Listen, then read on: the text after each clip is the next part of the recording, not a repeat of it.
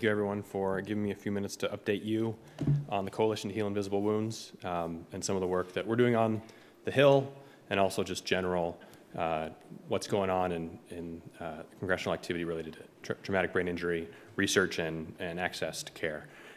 So my talk will have just three parts: who we are, a little update on what Congress has been up to, and then what we're doing in 2019, the outlook for 2019.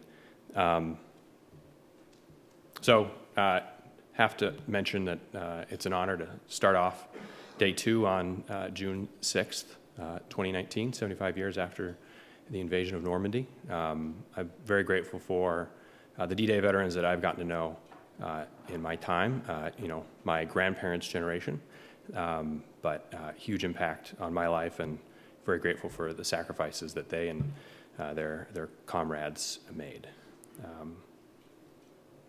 So this is my disclosures slide. So the coalition, founded in 2017, has 5 members: Cohen Veterans Bioscience, the Otsuka Pharmaceuticals, Tonix Pharmaceuticals, NAMI Montana, the Montana affiliate of the National Alliance on Mental Illness, and the Military Veterans Project in Topeka, Kansas.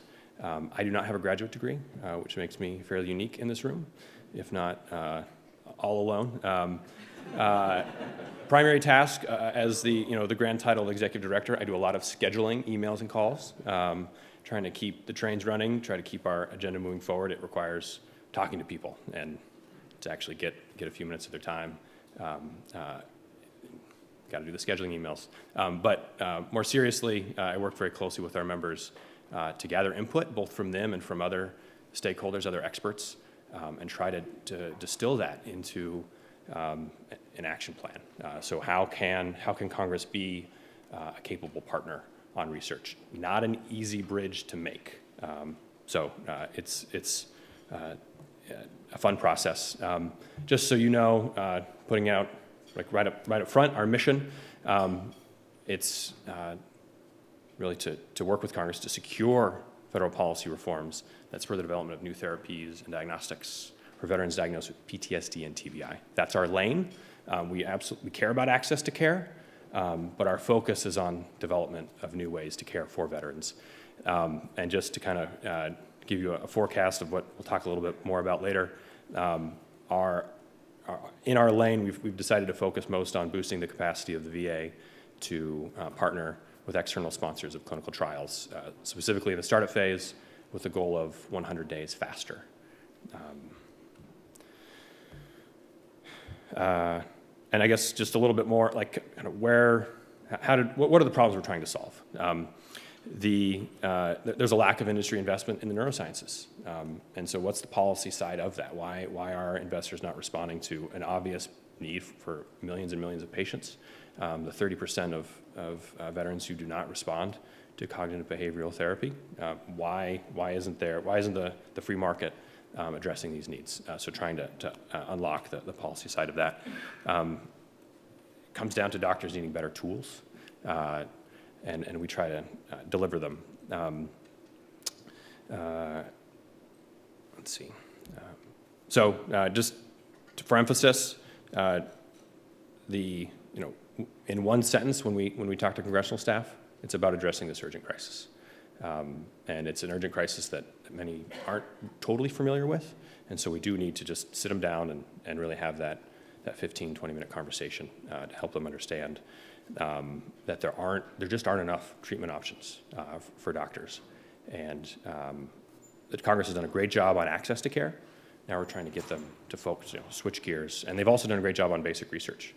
But the development side, that's where we see a lack. And we really want to bolster institutions like the VA to be world-class healthcare institutions, and that comes with a requirement of that is a very capable research function.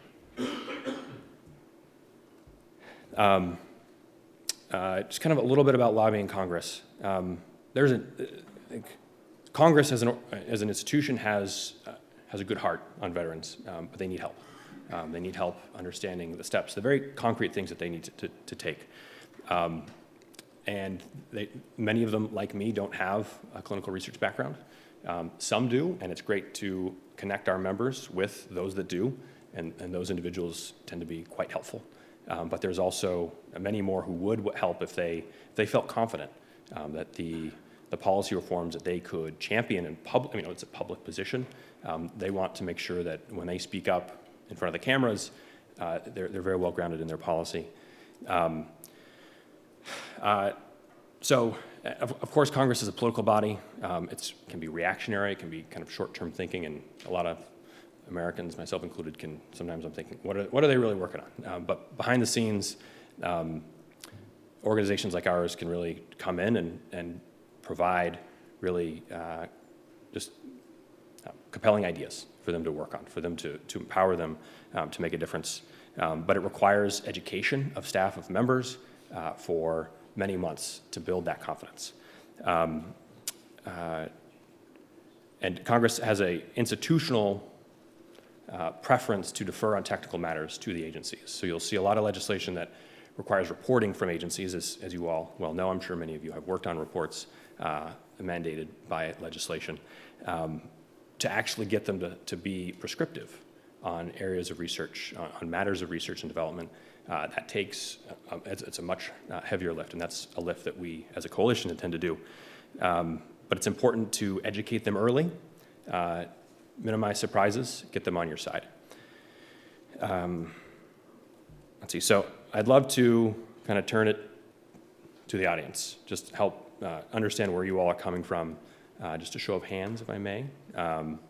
Who here has either contributed to a report or proposal to Congress, or, yeah, we'll just start there. Who here has been involved in the policymaking process in some way? I think a majority. Who has actually delivered that proposal directly, or just engaged directly with a senator, representative, or staff?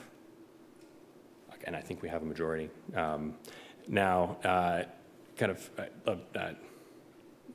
there's two lanes in Congress. There's statutory, there's appropriations. Curious who's come to Congress to talk about funding requests, and now, or statutory, or now who's done statutory requests? So a much smaller number. So primarily funding, some statutory ideas. Now, based on your best assessment of what came next, did Congress substantially address the recommendations that you made? We got some half hands. So I guess maybe I should have started with this slide. That's our role. There's lots of great ideas, lots of great expert input, but then actually seeing it through it's hard. Congress gets distracted easily, not for, it's because they have 1,000 things going on. And so it does take an organization to manage that process A to Z.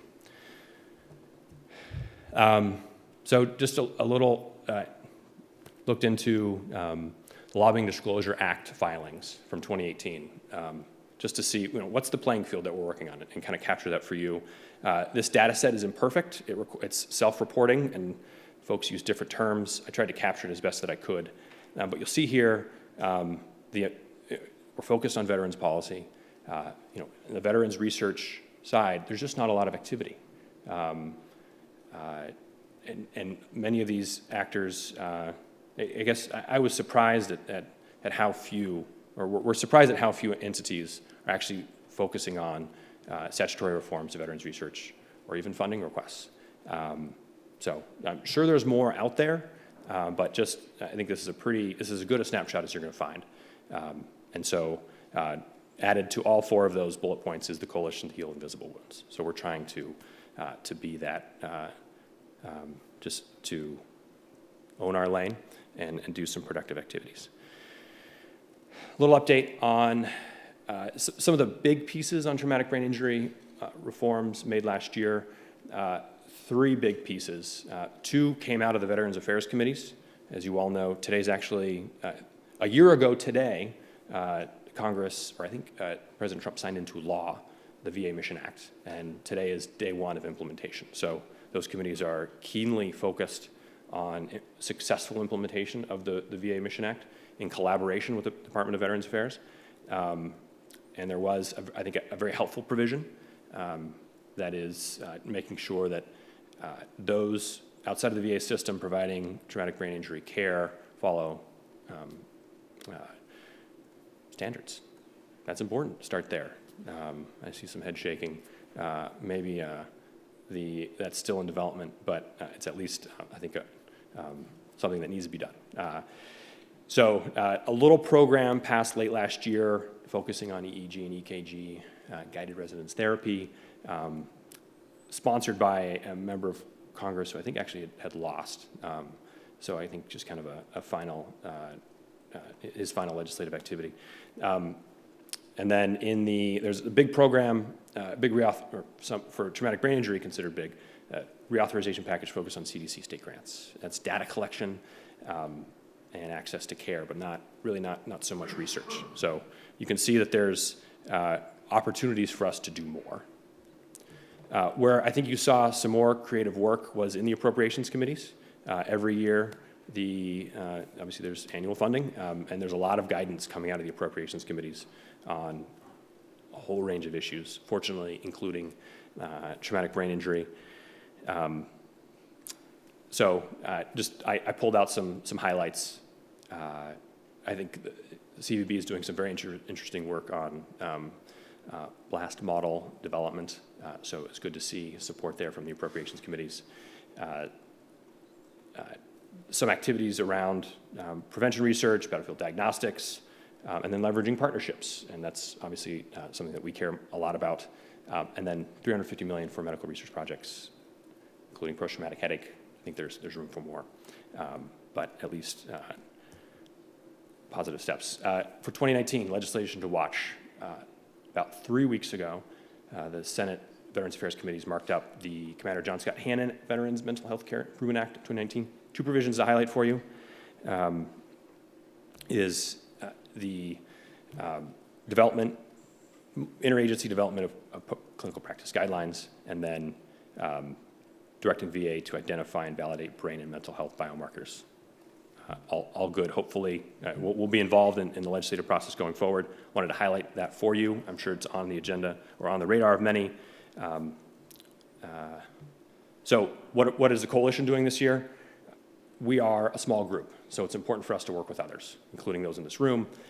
We organized a letter together with NAVREF that really tried to capture a cross-section of the research community, patient groups, research advocates, including ourselves, disease groups, and veterans advocates. So we had 12 organizations from 10 states, and I think we're really proud of being able to draw attention to our set of issues for the first time for many of these groups, and giving them a platform to advocate.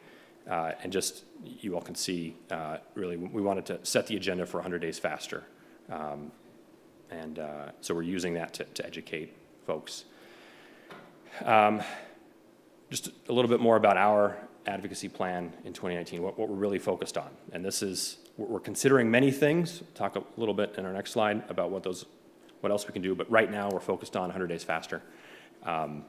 We want that, we think that it's an eminently achievable goal. We think it's something that industry will care about. It'll capture their attention, and we want to help that process along. It's an iterative process, so that reform effort is ongoing within the VA, and every week or two they're learning more about what are the specific policy, cultural, regulatory, statutory obstacles that they face. So we try to be a partner alongside them. Right now our focus is on access to commercial IRBs, speeding up the information security review process, and reforming the role of the R&D committee in the clinical trial site approval process.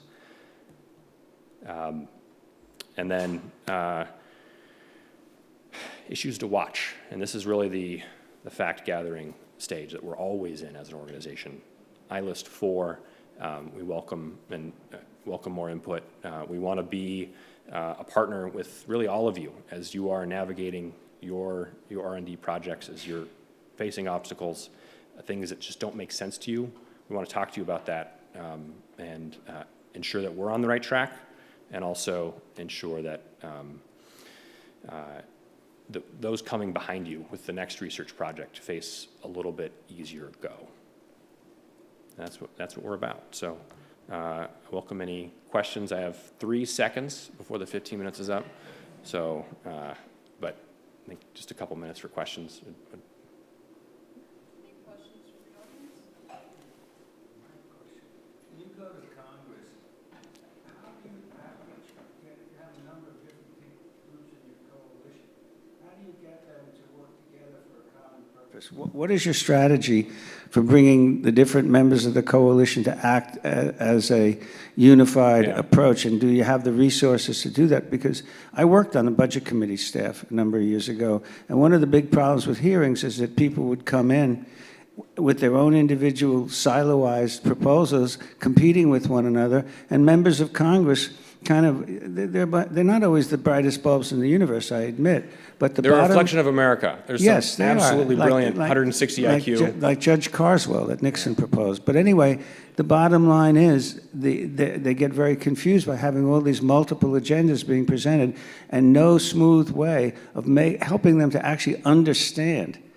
I remember people feeling very patronized and very upset with the presentations because they were full of jargon. Right. They were each representing their own special interests with no unified approach. So how do you plan to address that now and in the future? Yeah, so there's two concepts that are really, really important. I think I view our direct advocacy as the tip of the iceberg.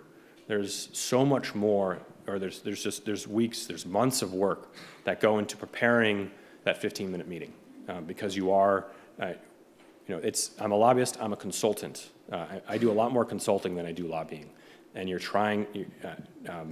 arbitrating different interests and bringing them together so that you get your members to agree to a set of talking points, a prescribed agenda. So we have a 2-page policy proposal that is free of jargon, and or either free of jargon or clearly defined so that it's written in a language that any policymaker can understand. And that our members signed off on that, and that's what it's in black and white, it's just a part of being a part of a coalition. We've gathered together a willing group that has chosen to work this together, but there's also, we know that we're only 5 organizations together forming one organization. That's part of why we did the stakeholder letter to get a broader group and. To get folks in line so that Congress can hear one consistent message that is clear, easy for them to implement if they so choose. And the more that we can work with more groups, the better, because we do want to make this as easy a decision for Congress as possible.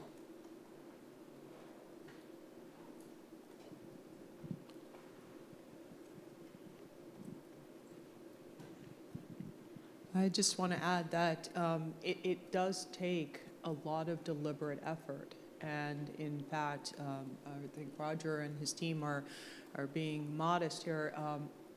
Just to put together a letter like that and to convene all of our own organizations, and then for us to then in turn go out and advocate to third-party organizations. We've reached out to the Navy SEAL Foundation, Good Warriors, and others, and engaged them, and then educated them in turn about the issues, and had calls with them, explaining to them, they're not familiar with these policies, they're not familiar with the issue, educating them, having them decide for themselves whether they want to come on board and align with this particular position, but generating a straw man and having a very defined notion of what is this recommendation that's being made helps a lot, rather than just saying, here's a problem, what does everybody want to propose.